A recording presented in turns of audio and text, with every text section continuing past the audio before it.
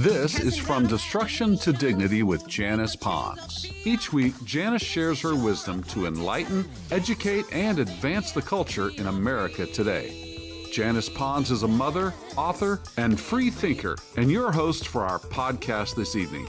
Now let's join your host, Janice Pons. Greetings, greetings, greetings. Come on in. Welcome, welcome, welcome. My name is Janice Pons. I'm the host of our podcast, From Destruction to Dignity, Clinical Perspective, Spiritual Truths. Tonight, we're going to continue on our amazing journey as we're wrapping up this year. Boy, what a journey it's been on. We've just been talking about who, what, when, where, how, why, just thinking out loud about factual things that I think is worth talking about. We're going to continue to keep our country lifted up in prayer. Our flag behind us is a great symbol connecting us as an amazing nation that is being tried, tested, and hopefully we're going to continue to strive to be true. And we want to continue to pray for President Trump and his family and his cabinet, and whoever is the president ever needs prayer, and the cabinet and the workers thereof and their families. We are going to continue. I can't wait to see the final numbers for 2025 about the working Americans who were living paycheck to paycheck, barely making ends meet. There were 265,900,000. When I learned that last year, I was just blown away. I was like, wow, that's a lot of people. It was 78%. It's gone down to 65%, and I'm believing it's going to continue to go down as we have these companies that are investing trillions and trillions and trillions of dollars. Japan, Microsoft, United Arab Emirates, so many other entities and countries and organizations and companies are investing a lot of money here. They have no more outsourcing. We got a lot going on, and we got money coming into our nation like we didn't have before, and vastly changed. Our country's totally changed this year. And I'm just believing all of these dynamics that there are people and entities and factions are fighting against our success, against the number of working Americans living paycheck to paycheck. They don't want it to be less. They have an agenda that they make money off of us struggling, and we covered those kinds of things. So our country's going in a totally different direction, and a lot of people don't like it, and many love it, and more that didn't like it, they're loving it because they're waking up as to what was going on. I saw this video of this lady. She was a black woman, and she was a staunch liberal. Not anymore. She's got wisdom. Why? She's got understanding, and she's a wise woman, and she was laying that thing out because she realized what's going on, and she had her facts lined up. I loved it because people are waking up, and they've tried to, Obama and all them, and Obama, Biden, Harris cabal has tried to make everything about race. It is way more than that. It's about America. So we're going to keep going forward. We're going to keep going forth and examine these things that generate a lot of discussion in our nation. And tonight, we're going to talk about a sinking ship. A sinking ship. And all this ties directly in with our clinical perspective, which is handling failure. Guys, we're dealing with dynamics in our nation that was totally out of control, all centered around the sinking ship of the Democratic Party. Democratic donors reportedly backed out of a major fundraising event for former Vice President Kamala Harris this year, when one even sent a profanity-laced rejection. They were ticked off that the Democratic Party, the Democratic National Committee, was even asking for money. The Wall Street Journal reported that the Democratic National Committee has been struggling to raise money during President Donald Trump's second term in office. According to several people familiar with conversations, they said the DNC attempted They anticipated an increase, but when they attempted to reach out to major donors earlier this year through a San Francisco-based fundraiser, most of them declined. Upon receiving the invitation, one replied, and this is what they said, they said they didn't want to give to the party until it produced substantive, solid, consistent plans to win election after election after election. Now, we saw what happened in Virginia. There are a lot of dynamics about that. I made a video about that, about how that got affected. We know what happened in New York, what happened in New Jersey.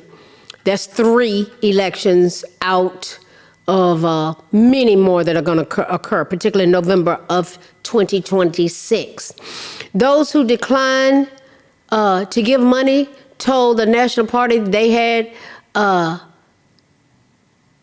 if they couldn't tell them how they were going to make it work, they didn't want to have anything to do with it. The Wall Street Journal reported that the DNC eventually found a donor to host a given event, but it raised much less than organizers had hoped for.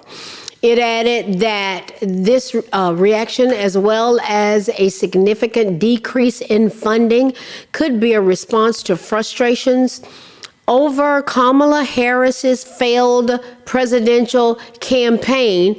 And here is a key part, and they lack a new game plan for midterm elections. Now, what they've been doing is strolling out Obama, and we know his presentation. Everything's going to be driven, and I told you last week, and I'm going to keep saying it because you just watch. Make note.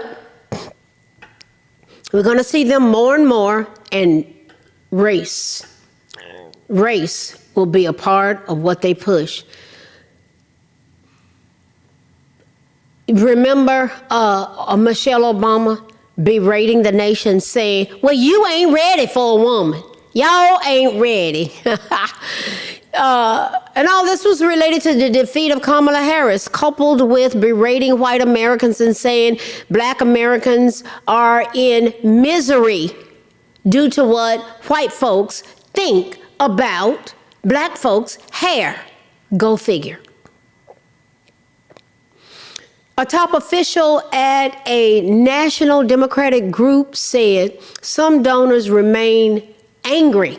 They're angry about how so much of their money, they gave large amounts of money, about how their money was spent in last year's presidential election by outside groups, including on what they see as excessive salaries for Washington, D.C. consultants. Remember, Al Sharpton got $500,000 for interviewing Kamala Harris on a podcast. They didn't talk about any solutions, and it didn't help. She didn't win. That official said the party has failed to complete a public post-election investigation into what went wrong in 2024. You see how they're just non-compliant. They don't think they have to do these things. There's a woman named, what's her name? Rachel Pritzker. She's the chair of a think tank called Third Way.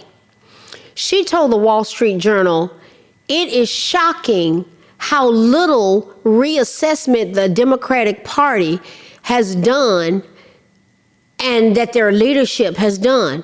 There's been little to no reassessment. And they just get out, and we saw everything that they were doing in 2025. We saw everything they were doing this year. And it's like, the more they did, the more they opened up their filthy mouths, more people walked away from them. And a lot walked away during that government shutdown because they saw that they did not care. Their modus operandi appears to be right now to gather with protests and to threaten ICE agents who are there to make their communities safer. As of August 2025 of this year, the Democratic National Committee had approximately $15 million in cash on hand, a figure that has recently dwindled and is significantly lower than the RNC, the Republican National Committee's reserve. The DNC's total fundraising for 2023 to 2024 was over $685 million, but it also spent over $693 million. So they raised $685 million, they spent $693 million, do the math. Conversely, cash on hand, let's see, the DNC has about $15 million as of June of this year of 2025, compared to the RNC's $72.4 million. Though some told the Wall Street Journal that this was a reflection of the party that is out of power in raising money. They raising less money. They don't have money like they did. Others believe it's a sign of the growing schism between progressive and establishment candidates. That's what they believe. According to Bernie Sanders, remember Bernie? This is what Bernie said. He said, I think the Democratic Party has got to make a very fundamental decision. I think that Trump won. He said, this is what Bernie said. He said, I think Trump won. A lot of working class people, not because they wanted tax breaks for billionaires, not because they wanted to throw 15 million people off of the health care they have or double health insurance premiums. That is not why working people voted for Trump, according to Sanders. He says he thinks they voted for Trump because they looked at Democrats and said, what do you stand for? What side are you on? Bernie said Democrats used to stand for the working class. He claimed the majority of the country is living paycheck to paycheck. So what's the focus of the Democratic Party? They don't even know. I don't, they just willy-nilly. Based on what we've seen, it's all about socialism, us paying for illegal immigrants, the LGBTQ agendas. I love those people. There is a specific agenda that they have pushed on us and our children. But you just can't deny that there's been a focus on promoting the indoctrination of our children. They even had a song where they boastfully said, we're coming for your children. People have a problem with that, guys. They have a problem with that. Many see this, and I've heard the conversations, they see all of this as, from a spiritual perspective, they see it as an antichrist agenda. That's what the Democratic Party represents to many. And ignoring what the majority of we the people want. We voted. And so the majority of the people voted in November 2024, the election outcome. And what happened?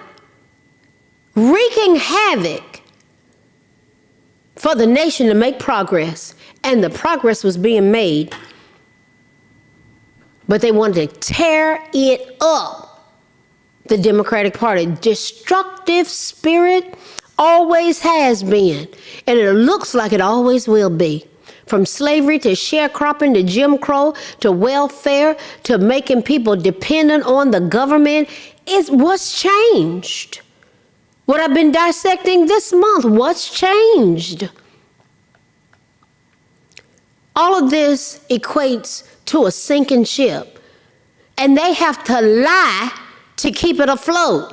This brings us to our clinical perspective. Oh yeah, I'm just laying out the truth, guys. handling failure of agendas. If you fail, do you keep trying to cram it down people's throats that you got it all together? When political agendas fail, the response involves both short-term tactical adjustments and long-term systemic reforms. That's what it should involve. Political parties may need to pivot their strategies. Leaders can use executive action to bypass gridlock, and citizens can mobilize outside of traditional party structures to demand change. That is a dynamic that people embrace. In the long term, strengthening political and democratic, fairly run institutions, implementing electoral reform, and re-engaging with voters are potentially paths to renewed functionality. Guys, people are concerned about how they're going to eat, how their children are going to get clothes. This focus on sexuality and pushing gender, the gender agenda in school, people don't like it. They don't like it. They have other concerns in this country. And this is what Kamala Harris ran on. That agenda and the dismembering, burning, and liquefying of our tiny citizens and illegal immigration. Those were her three platform, the Democratic Party's platform. Those three things. The dismembering, burning, and liquefying of our tiny citizens, illegal immigration, and the LGBTQ agenda. That was what she was running on, and they're talking about her possibly running again. And she'll come back with the same thing. And they lost.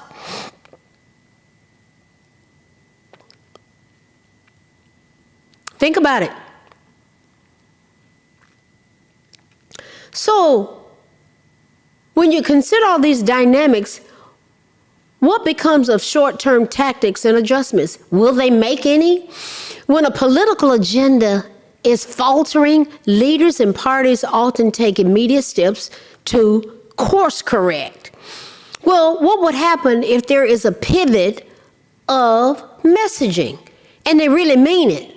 Rather than focusing on partisan wins, politicians may shift their messaging to highlight non-partisan goals like fairness, less gridlock, making government more responsive to the needs of the citizens, not to illegal immigrants, but to the citizens.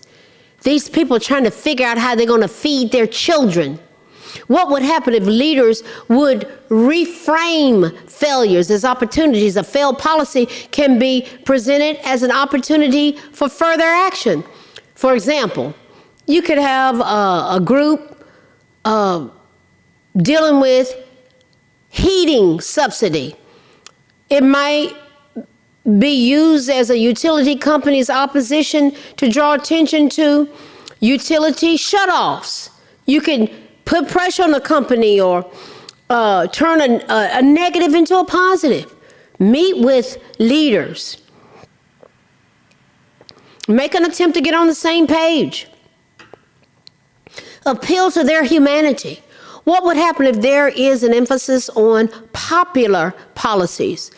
A party can focus its communication on policy achievements and solutions that are already making a tangible impact on voters' lives, particularly with independent voters, guys. They want to know what's the bottom line. How's it going to affect their bottom line, their pockets?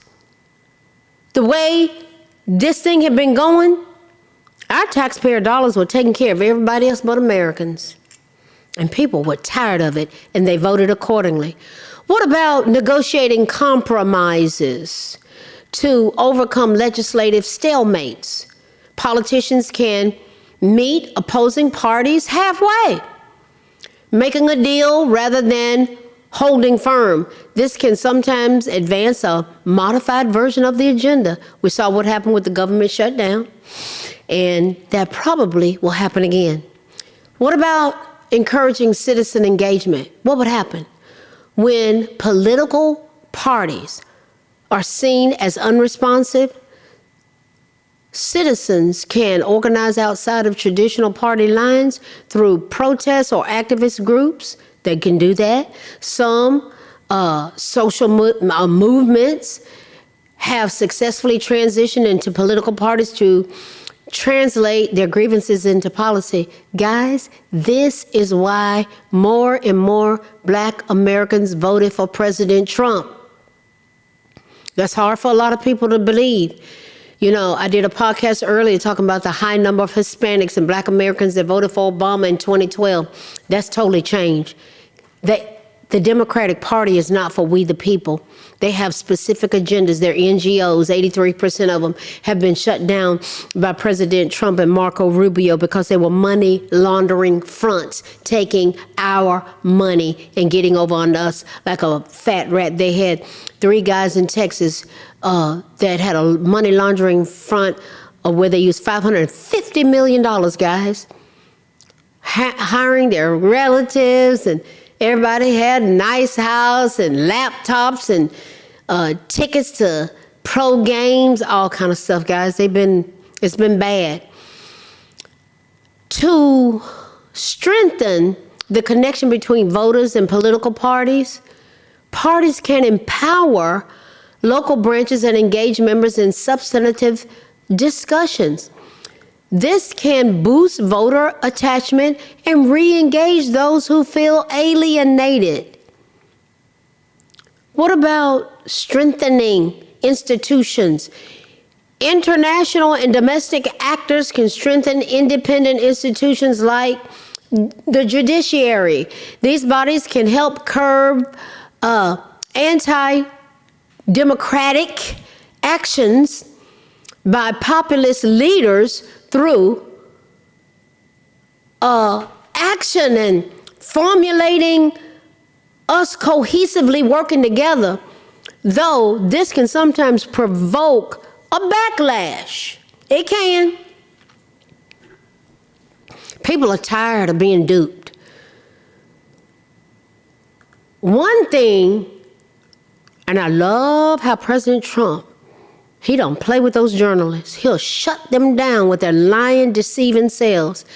What about if they got intellectually honest, revitalized journalism? It's a decline in trustworthy, hard-hitting journalism today. It leaves citizens with less information to make informed decisions. They lie, they manipulate, they control. They have been a part and an extension of the Democratic Party's agenda with the lying and the deception. One of the best things that I ever did was to turn them off. And when I listen to news, I listen to foreign news.